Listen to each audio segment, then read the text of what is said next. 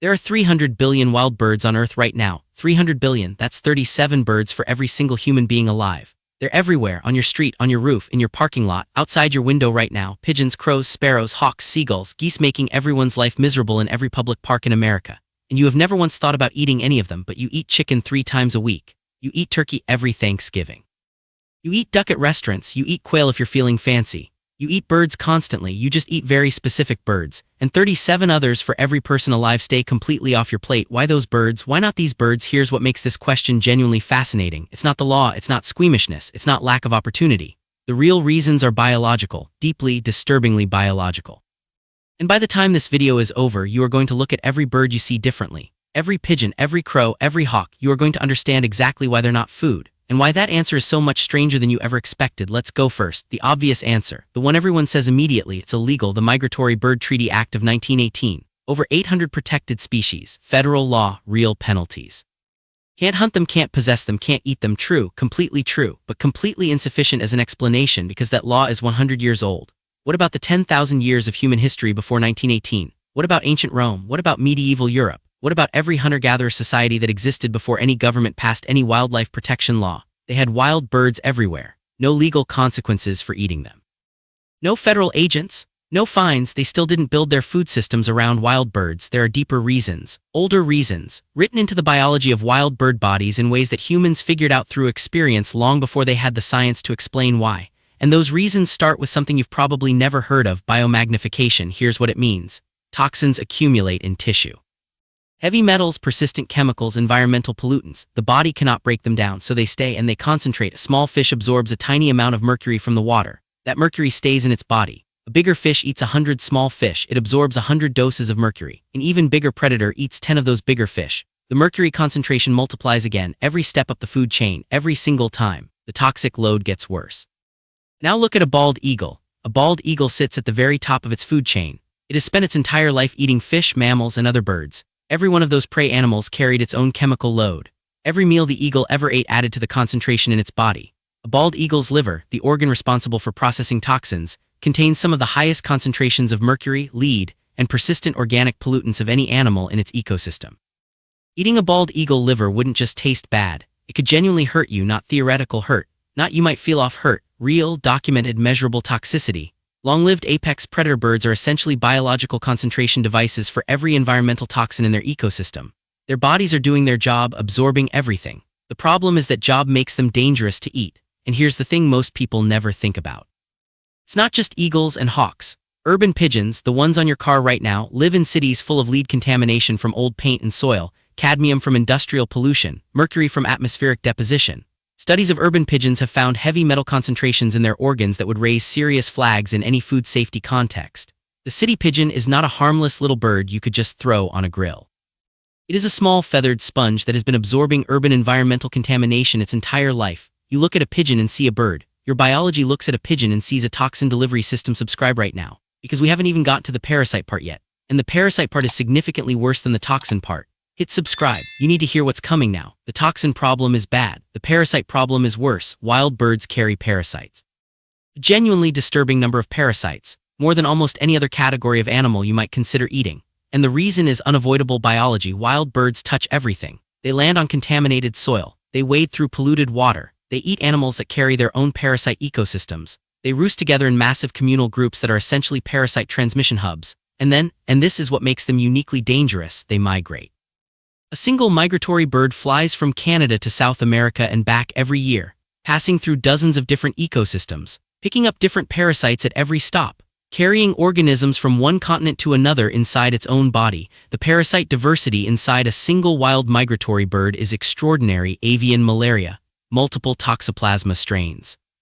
Campylobacter, one of the most common causes of food poisoning in the United States, is found at extremely high rates in wild bird populations. Salmonella strains specific to wild bird species, various tapeworm species. Avian influenza, bird flu, circulates continuously through wild bird populations, particularly waterfowl, at levels that make them a genuine ongoing public health monitoring priority for the CDC and USDA. That monitoring exists because the risk is real. And here is the part that should make you deeply uncomfortable. Cooking kills most pathogens, most, not all. The chemical compounds that have biomagnified through a predator bird's food chain for years, those don't care about your oven temperature. They are heat stable, they survive cooking, they go directly from the bird into you. The parasite problem can largely be addressed by thorough cooking. The toxin problem cannot be addressed at all. Ancient humans didn't know what Campylobacter was. They didn't know what mercury poisoning was. They didn't understand biomagnification or parasite load or heat-stable toxins, but they noticed something. The people who ate certain wild birds got sick more often, and the behavior that survived across culture after culture across thousands of years was avoidance. Your disgust instinct around wild birds is not irrational. It is ancient pattern recognition, encoded into human food culture through generations of people learning the hard way what made them sick. Now let's talk about the reason wild bird meat specifically tastes terrible. Because even if you somehow solved the toxin problem and the parasite problem, you'd still have this one left. And this one is fundamental: wild birds fly. That sounds obvious, but follow what it means for meat quality. Flying requires specific muscle architecture. The muscles that power bird flight are predominantly fast-twitch fibers, dense, lean, low in intramuscular fat, high in myoglobin. Fast-twitch fibers produce explosive power for short bursts. They are exactly what you need to launch a body into the air and sustain flight. They are also exactly what produces the worst-tasting meat. Low fat means low flavor. No fat marbling means no juiciness. Dense tight fibers mean tough texture. High myoglobin means intensely dark, strongly flavored gamey meat that most modern palates find ranging from challenging to genuinely unpleasant. And the flavor compounds in wild bird muscle tissue reflect the bird's diet with brutal, unforgiving directness. A crow eats carrion, garbage, roadkill, and whatever else it can scavenge. A crow tastes like what it eats. Multiple historical accounts of people eating crow describe it as strongly gamey, foul-smelling, and deeply unpleasant regardless of preparation method. That's why the phrase eating crow exists as a metaphor for doing something deeply unpleasant. People tried it, people hated it. The phrase survived: a seagull eats fish, discarded food waste, and whatever washes up on the beach. A seagull tastes like fish and garbage, not metaphorically. Literally, the meat is a direct chemical record of a lifetime of eating fish and garbage. A pigeon eating urban detritus in a city tastes like urban detritus. There is no marinade powerful enough. There is no cooking technique sophisticated enough. There is no spice combination bold enough to fully overcome what a wild bird spent its entire life eating. The meat tells the story, every time halfway through. Wild bird meat is toxic, full of parasites, and tastes like whatever the bird ate for its entire life. Subscribe if you want more of this every week. Free, fast, hit subscribe and the bell right now. Now here's the part nobody expects. The twist that reframes everything, because we've been talking about why wild birds are bad to eat. Toxins, parasites, terrible flavor, all true, all real. But here's what changes the entire picture. Some human cultures do eat wild birds. Right now, in parts of southern Europe, the hunting and eating of small migratory songbirds has a tradition stretching back centuries. The ortolan bunting, a tiny migratory bird, was considered the ultimate French delicacy. Eaten whole, bones and all. In a ritual so specific it involved covering your head with a cloth napkin while eating. The practice is now illegal in France, but it persisted for hundreds of years among people who considered it the finest thing they had ever tasted.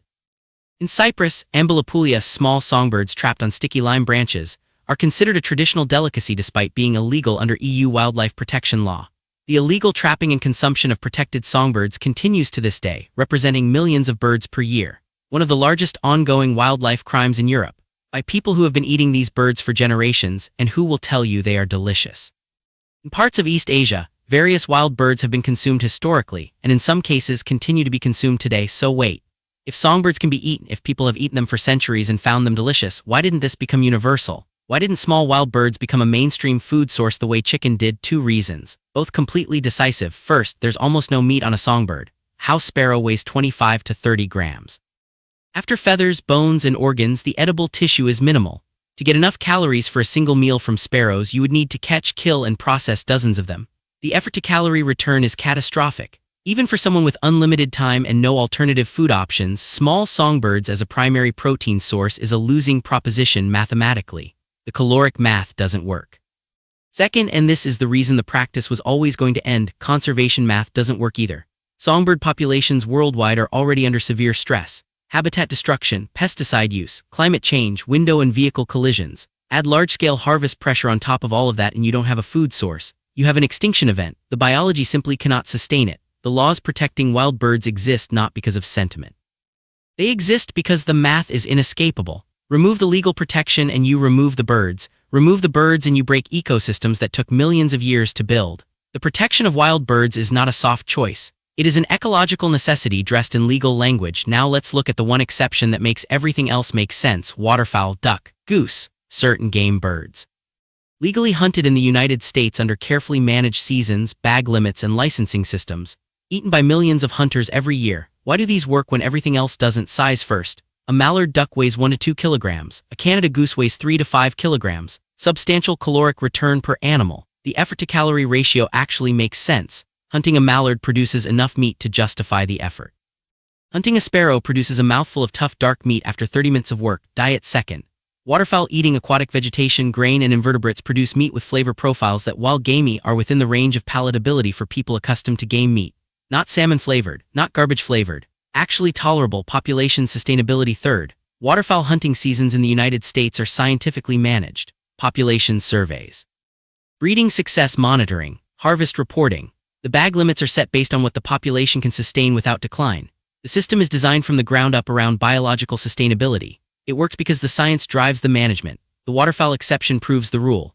Wild bird meat works when the bird is large enough to be worth the effort, eats things that produce tolerable meat, and exists in populations robust enough to sustain managed harvest. Almost no wild bird species meets all three criteria simultaneously. Waterfowl meet all three. That's why they're hunted. Everything else doesn't. That's why they're not. The waterfowl exception exists because three biological facts align simultaneously. Subscribe if this kind of systems thinking is what you want in your feed every week. It costs nothing. It helps everything. Subscribe right now and now. Here is the final reframe, the one that makes everything click into place. The one that changes how you see every bird you encounter for the rest of your life. We've been asking the wrong question the whole time. The question isn't why we can't eat wild bird meat. The question is how extraordinary it is that we eat any bird meat at all. Because every bird alive right now, every pigeon, every sparrow, every hawk, every eagle is the product of millions of years of evolution optimizing for one thing. Survival, not palatability, not convenience. Not caloric density for human consumption.